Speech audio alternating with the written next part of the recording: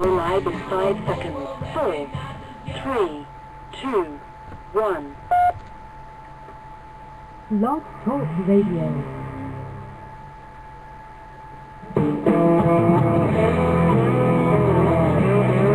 He took an oath to defend the Constitution of the United States of America. By some, he's been called controversial. I'll keep my freedom. I'll keep my guns. Try to keep my money and my religion too. Now, keep in mind that some of my guests have been approached by Homeland Security or FBI saying, why are you going on the Clay Douglas show? My message to those guys, if they're listening this morning, is go get a cup of coffee. Maybe you'll learn something. We both took the same oath, to defend the Constitution against all enemies, foreign and domestic. I don't recall there being an expiration date on that. I'm going to keep my big BA, keep my friends the same, keep the government out of my business, and y'all can keep the change.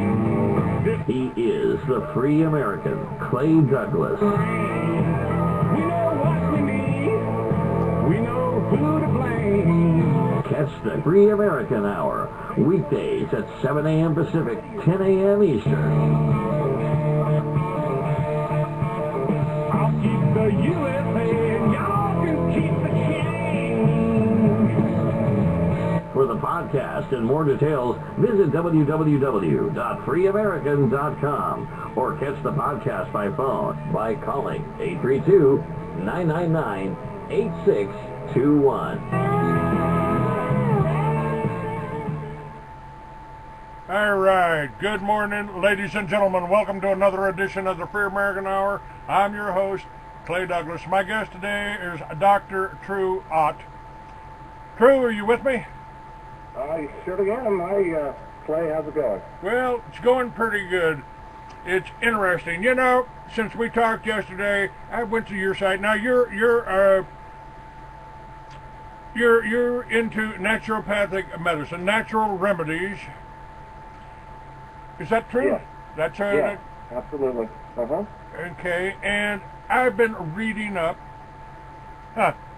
I've been reading up on the subject that we were talking about, the Edomites.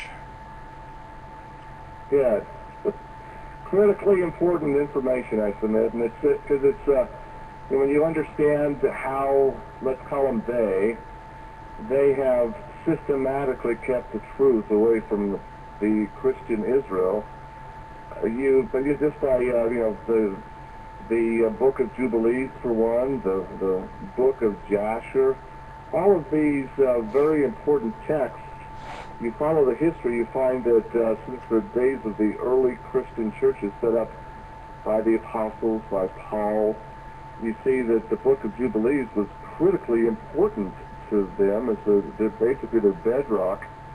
And yet you ask 100 Christians, I'll tell you, I don't think 1 out of 100 has ever heard of the Book of Jubilees. I haven't, and I've read the Bible from front to back. Now, I just pulled up. I did a little search talking about Edomites, the sons of Cain, and I found this. It says there are several deceptions in the churches today, and one of the most dominant is that Zionism is the Lord. Zionism means Israel. We are to protect Israel, and those who bless Israel are blessed by God. Those who curse Israel are cursed by God. His words about blessing and cursing Israel are very true. But who is Israel? Is Zionism Israel today? Most Christians hear the word Zionism and think of Jerusalem. That was a clever ploy by those who worship Satan to confuse the terminology of their political agendas, to lull the people to sleep, and to get them to agree to their policies because they sound good. Zionism is a political agenda, but when Christians hear it, they think of biblical Zion and Jerusalem.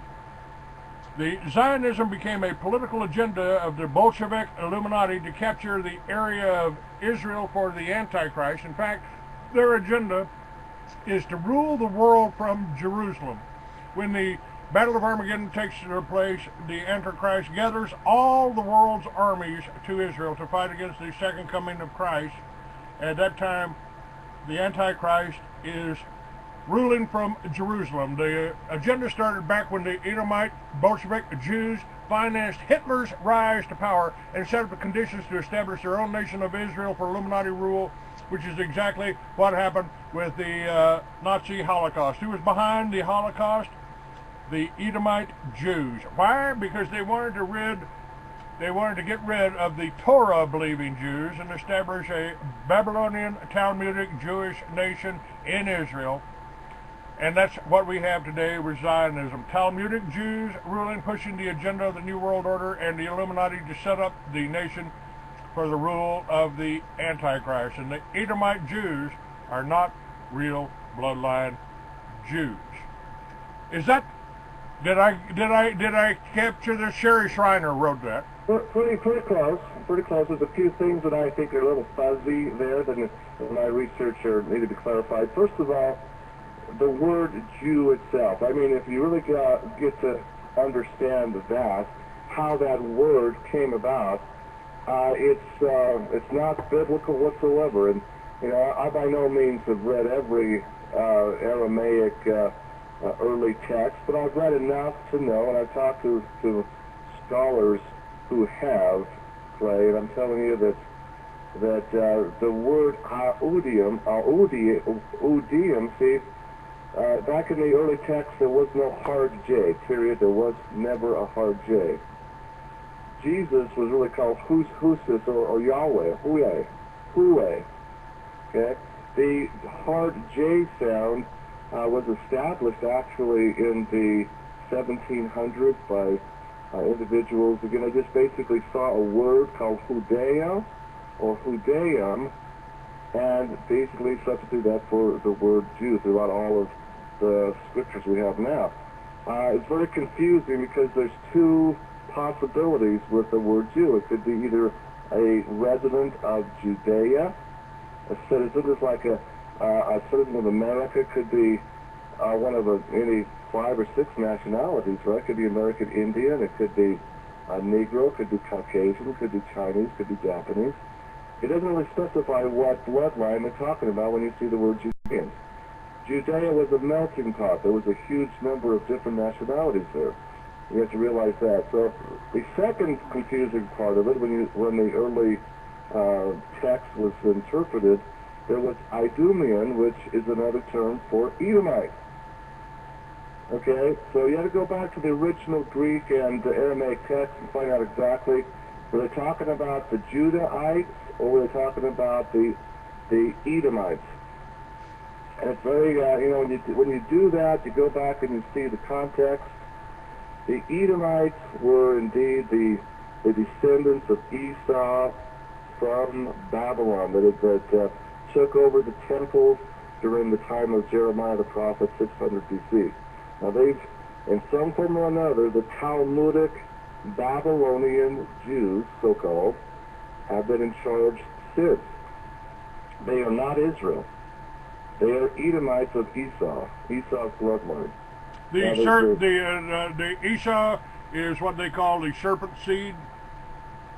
Well, they basically call them the red seed. It's a little confusing in that sense that Esau was the son, of course, of Isaac. He was directly in line to receive the blessing of Abraham, which basically gave him dominion through God, the creator of the whole earth. Now, Esau sold that birthright for a mess of beans, a bunch of red beans, red chili beans probably, And then, after that, we see that Esau marries the Canaanites, the daughters of Cain, which are the seed line of, that God commanded the bloodline of Abraham never to mix seed with the Canaanites because they, let's be honest here, the ancient texts show they're of the reptile seed. They were more dragon seeds than humans, and the Canaanites dwelt in caves. They were inside the inner earth.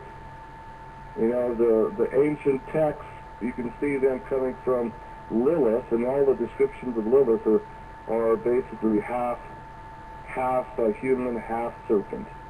Okay?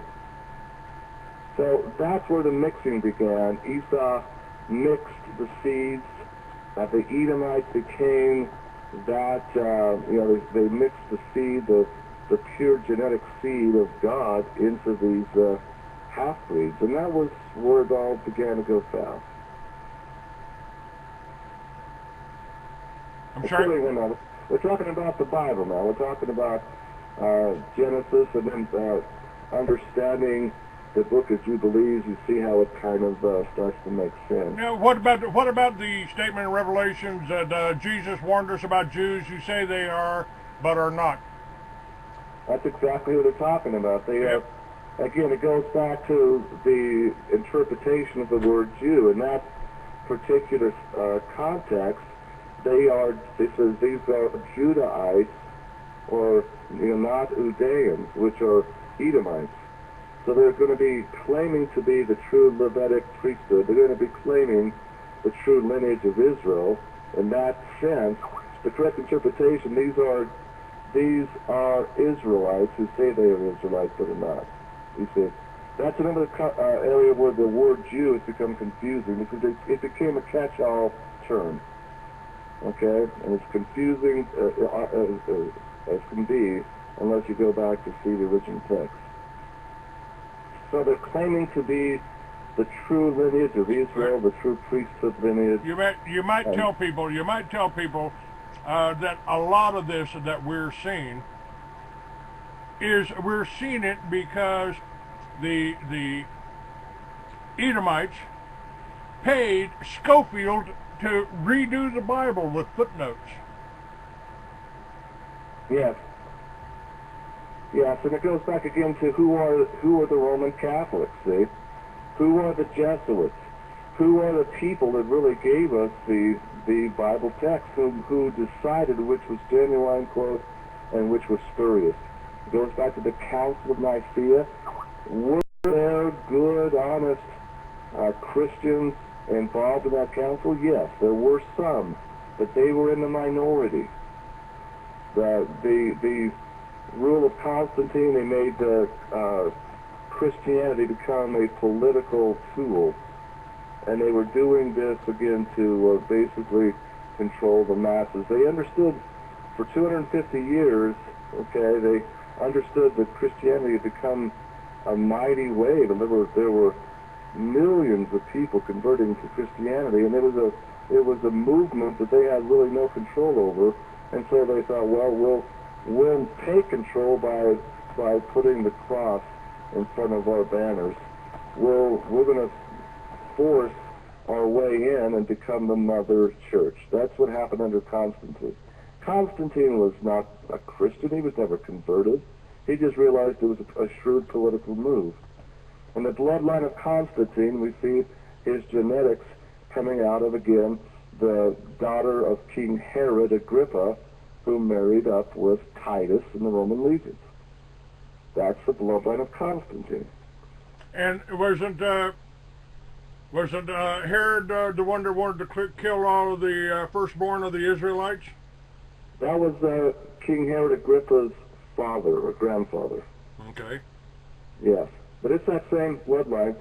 King Herod, when Christ was born, the bloodline history of Herod and his connections politically with Rome are pretty well documented. There's a lot of texts that have survived and are in historical archives in Rome, Italy, and you can see that Herod was most definitely pure blood Edomite. Now see, that kind of begins to make sense, doesn't it? We see at the time of Christ that in Judea, the Nazarene sect and the Samaritans were the purest remnant blood of Israel that was still left in the Holy Land. Most of pure Israel had dispersed. Those that weren't taken captive into Babylon had emigrated to the Caucasus Mountains and into Great Britain. Primarily the British Isles at the time of Christ was a stronghold of Anglo-Saxon Israel. Much of the true history of the British Isles has been destroyed, has been hidden. Okay, the Scandinavian countries of the tribe of Dan was primarily the nation we know today as Denmark. In fact, Denmark means the seed or the mark of Dan. Dan was one of the tribes of Israel. So we see all of this historical text coming out. We see the 6 kings of the Scandinavian nations. They were the dreaded enemies of Rome. They were the dreaded enemies of the Roman centurion armies because of who they were, their power, their birthright, their abilities. The 6 kings, Roman numeral 6, VI, kings, became known as Vikings. And that's, again, the true lineage of Israel. And that's a big, the big truth that has been obfuscated. We are really the new issue of Israel. We here in the United States, we all came over here. I mean, it's like, where do you think where do people think we came from? I mean, we certainly came out of the Middle East. I don't think the Europeans, just sprung up there in England or France, did they? They came from somewhere, didn't they? Yeah, right. And if you really understand the Christian teachings, Christ taught this. Paul did teach this. The other apostles said that once you're converted to Christ and you basically give your heart changed, you have a second birth, must be born again, then you can become a member of Christian Israel just by, again, the testimony of Christ. You grafted into that, the true lineage. This is what Christ was so upset about right before his crucifixion, when he goes on the Mount of Olives, looks down on Jerusalem, the holy city, the city that's controlled by Edomites, the bloodline of Edom, and he laments, doesn't he? He says, "O Jerusalem, thou that stonest the prophets, how oft I would gather you as a hen gathereth her chicks, but ye would not." He laments it. And I dare say he probably wept because his heart was broken.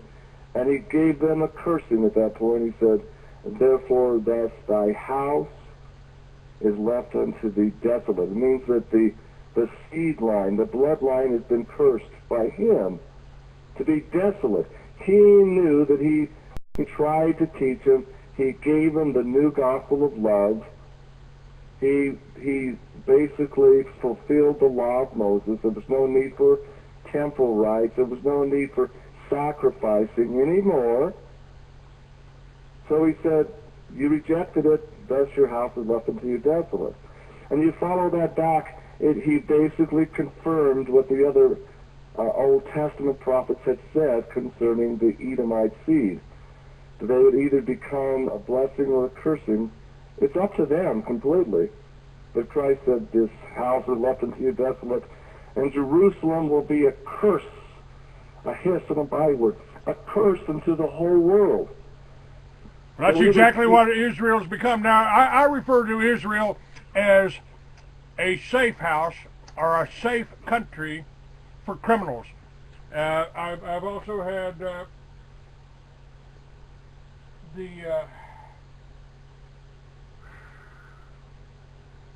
the article or the book there by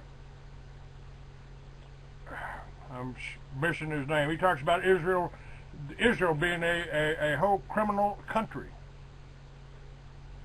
Indeed. Look at the likes of Meyer Lansky. And who was Meyer Lansky? One of the most notorious murdering criminals of the Jewish mafia.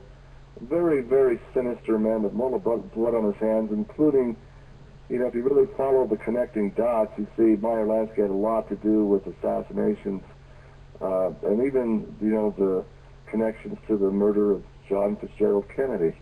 Meyer Lansky goes and gets complete asylum there in Israel. In fact, if you look at if you Google up Meyer Lansky's grave, there's his picture there. He's got the Star of David, and he's got, he's proud citizen of Israel. So, that's just one example. Okay, David Ben-Gurion, the prime minister, the history of him was the most notorious bunch of cutthroat terrorist bombers. The Israel was founded on terrorism. I mean, there was the bombing of the King David Hotel.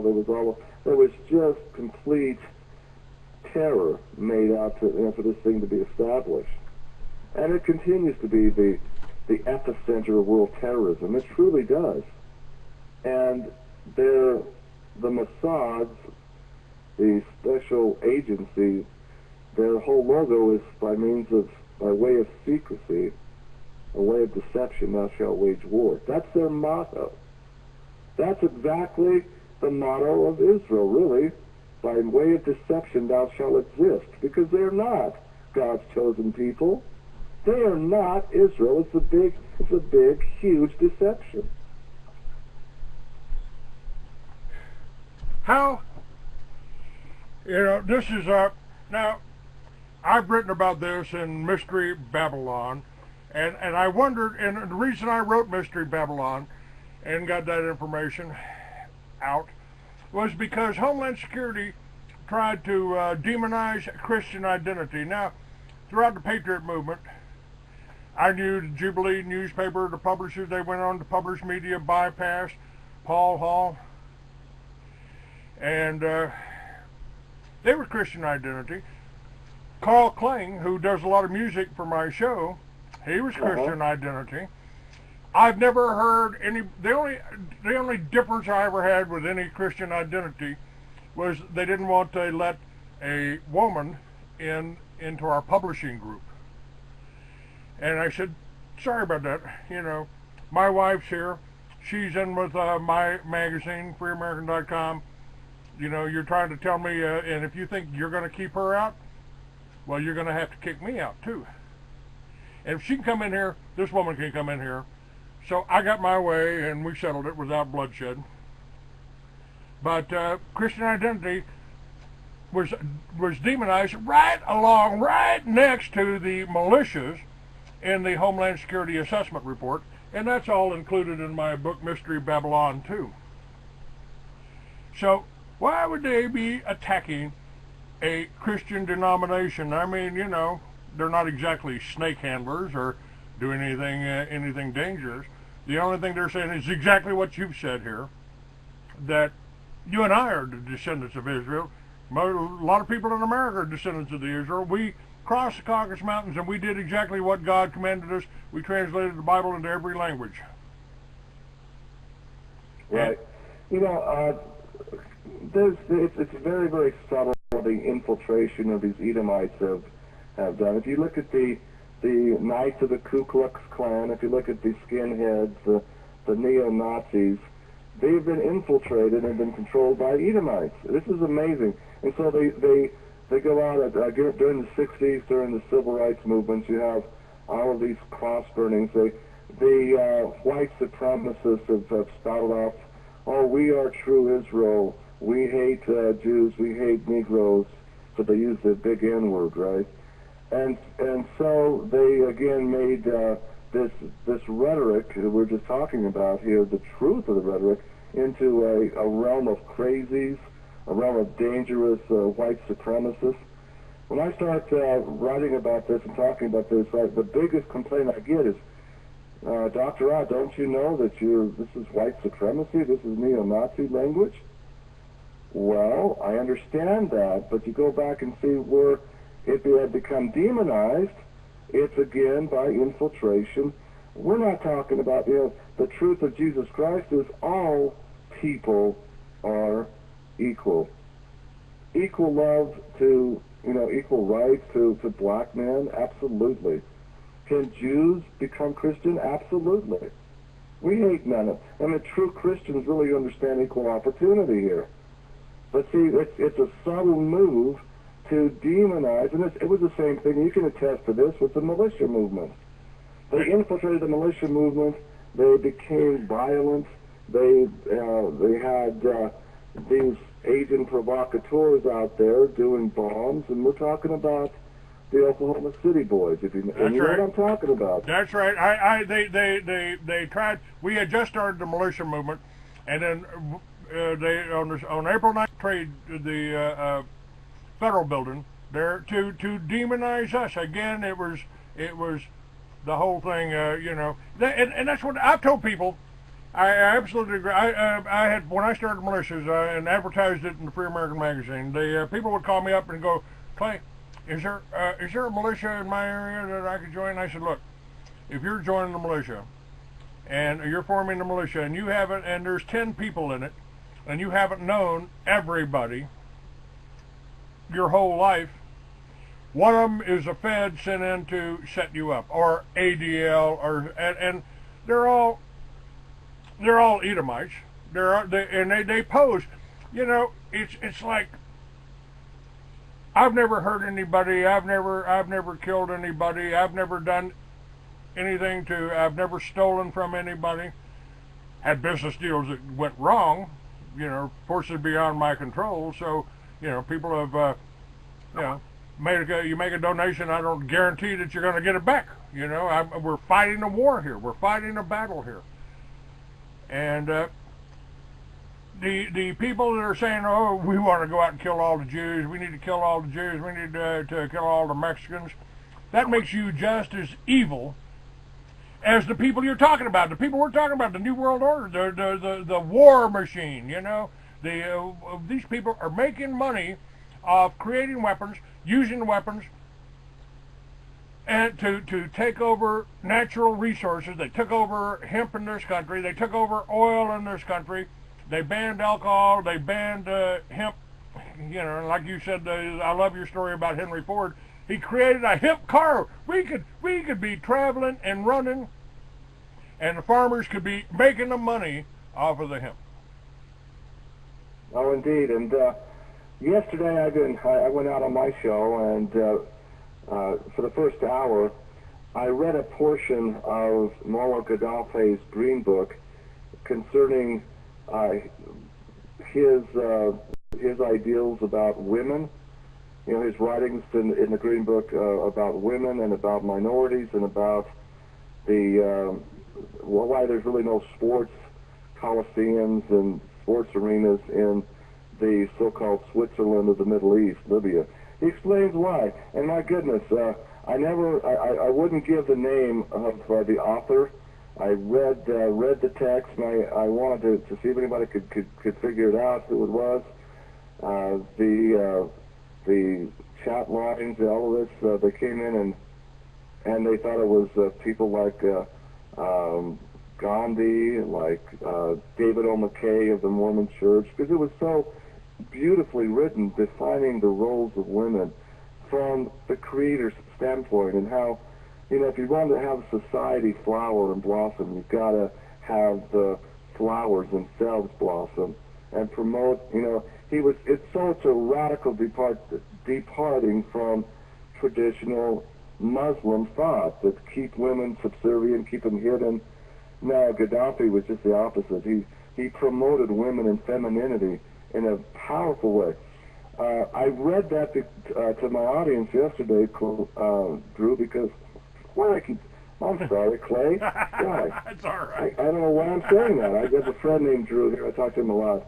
But anyway, what this is all about is I posted a lot of pro-Gaddafi posts on my blog when Libya was being pounded by NATO, and showing the incredible agricultural